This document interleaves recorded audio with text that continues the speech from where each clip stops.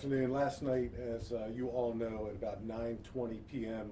along the 2300 block of Winchester Street in our Western District, 4 detectives who are assigned to our Operational Intelligence section were inside of an unmarked police car. They were all riding together, 2 in the front, 2 in the back. They had the outer vest carriers on that say police on the front and the back, and they were drawn by the sounds of gunfire. And they pulled into a parking lot and saw a man armed with a long gun. It's the one right in front of you, and I'll describe it to you as an AR-15 style rifle. It fires .223 caliber ammunition. That type of ammunition will go right through the body armor that Baltimore police officers wear. But they saw this man, and from about 50 yards away, this man opened fire on 4 Baltimore police officers. They all got out of their unmarked police car. 2 of the 4 officers returned fire and struck our shooter. Our shooter's name is Dayton, D-A-Y-T-E-N, Ernest Harper. He's a 33-year-old man who is well known to law enforcement. After that exchange of gunfire, Mr. Harper ran back into the vestibule of a apartment building. There's no doors on the front of it. You can just run or walk right into it, and you encounter stairs up and stairs down. And there's also an exit out the back of it, unimpeded exit. So Mr. Harper ran back into the apartment building. Our officers gave chase. Mr. Harper ran out the rear, and he threw that AR-15 style rifle in the wood line, came back into the building, and that's where he was apprehended by Baltimore police officers. For those of you who were there last night, or for those of you who listened to the scanner, you all know what a chaotic scene that was last night. There were many reports of a possible second suspect, and that second suspect was described as being present inside the stairwell area of the apartment building. So while we had Mr. Harper in custody, we were under the impression that there was a second suspect. So that remained a hot, active scene area, and that's why we had to wait until that was made safe. Not only safe for the police officers and the residents and the media, but safe for everyone who may be close to that vicinity.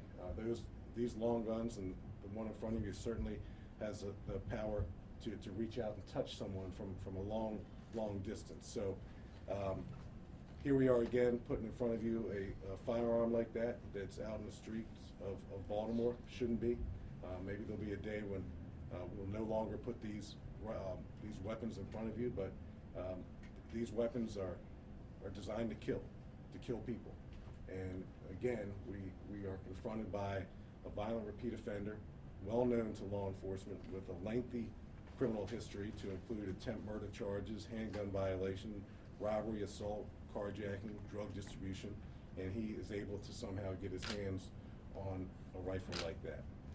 So I'm going to read to you just 2 excerpts, and then we'll take some questions about last night. Just 2 experts, or 2 shooters, by the way, 16-year veteran and a 6-year veteran. They're on routine administrative leave. The 2 other officers who were present did not fire, and they are being treated as witnesses. I wrote a letter this morning to the agency. I'm just going to read 2 excerpts to you that kind of speaks to where our profession is right now, and I addressed it to the Baltimore Police Department. As police officers across our nation watch the news and consider the recent events and their impact on officer safety, morale, and our profession, Baltimore continues to be part of the news. Last night, a gunman opened fire on 4 of our own with an AR-15 style rifle. We still don't know why he shot at us, but we know how it makes us feel. Angry, frustrated, sad, and bewildered are a few emotions communicated to me just this morning. These sentiments, and I hope this doesn't surprise you, are being expressed to me by the citizens we serve each and every day.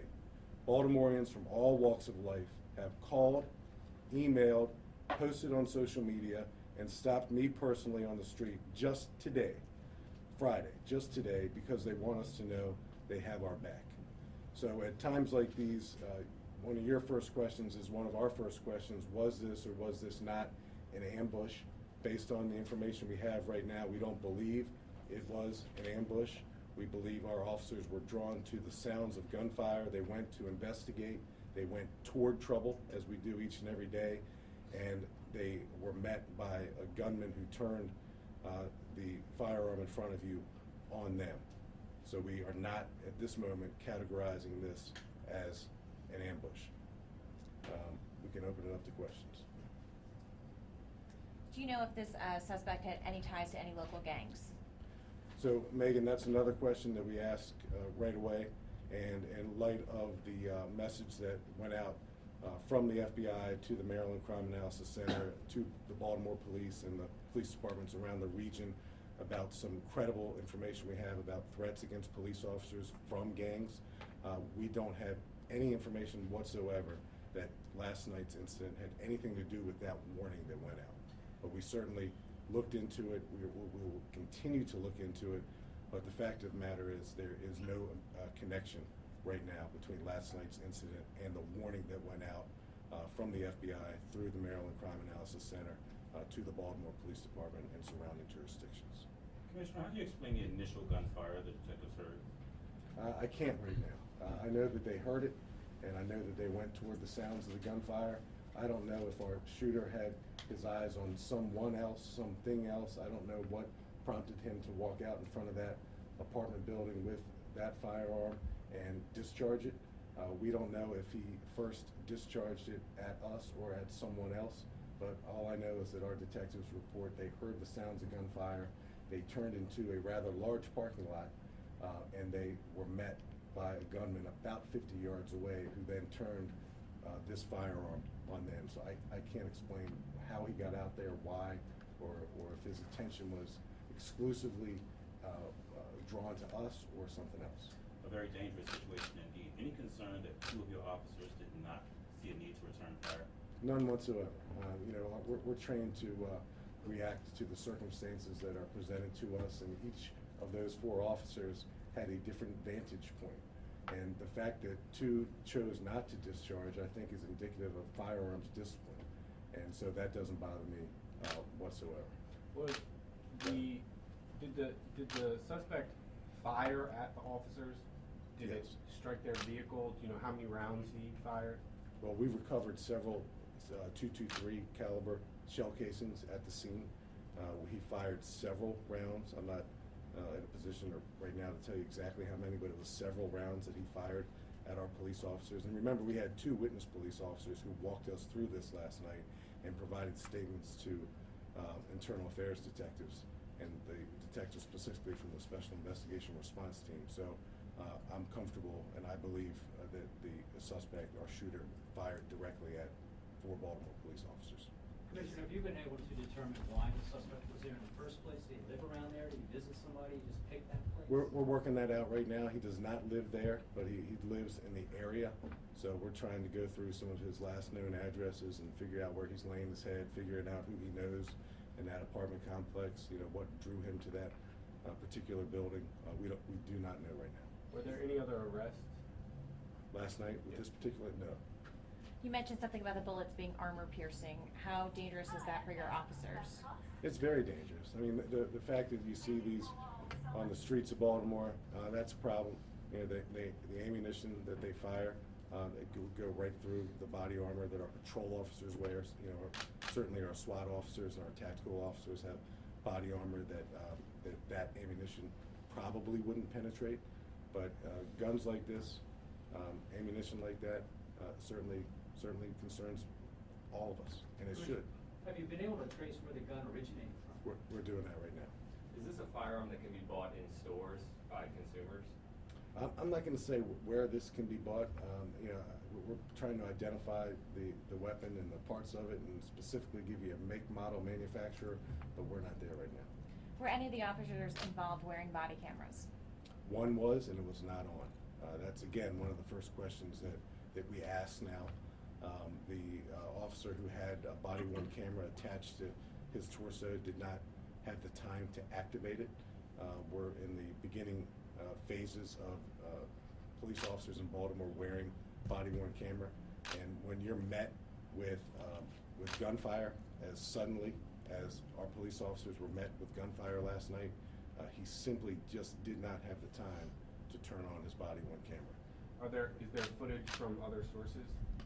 We don't have any right now. We're certainly interested, Kevin, in getting anyone who has video evidence. We reviewed all the cameras in the area. There's some cameras that we looked at in that parking lot vicinity who have they're working, but they don't capture the incident. Commissioner, are you aware of any plot to target officers, and what do you tell your officers in light of Dallas? Well, that was the discussion or the remarks that I made earlier.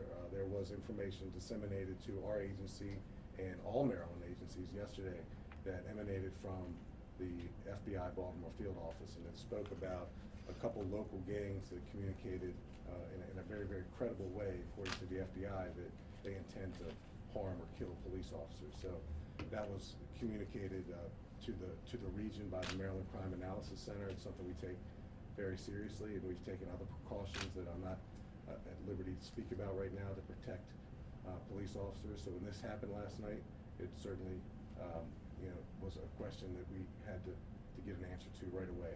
This wasn't an ambush. And what do I say to police officers? It kind of gets back to the excerpts of the letter that I wrote to the agency this morning. It's a unique time. It's a challenging time. There have been other challenging times in our profession that we've prevailed and gotten through. But right now, when emotions and anxieties run high, I think we all have to stay steady, and I think we have to examine each and every critical incident with a critical eye on what's happening nationally, but they don't necessarily always fit into that national discussion, and we don't believe last night's incident did.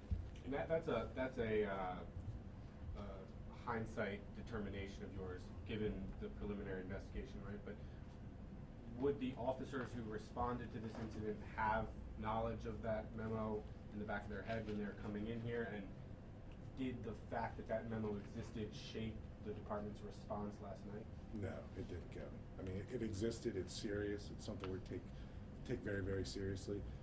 But last night, there was a guy outside shooting a gun. Cops heard it. They went to investigate it, and they were fired upon by a bad guy. That's not the first time that's happened in Baltimore or elsewhere.